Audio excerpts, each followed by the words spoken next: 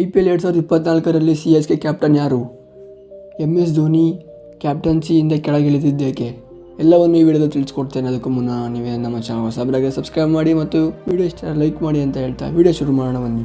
2024ರಲ್ಲಿ CSK captain Ruturaj Gaikwad.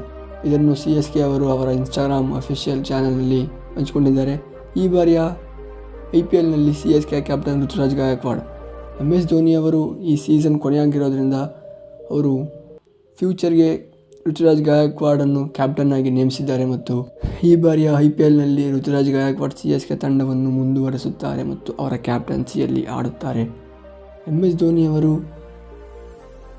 ಈ ಬಾರಿಯ IPLನಲ್ಲಿ ಕ್ಯಾಪ್ಟನ್ಸಿಯನ್ನು ಋತುರಾಜ್ ಗಾಯಕ್ವಾಡ್ ಕೊಟ್ಟಿರುವುದು ಎಷ್ಟು ಸರಿ ಎಂದು ಕಮೆಂಟ್ ಮಾಡಿ ಗೈಸ್.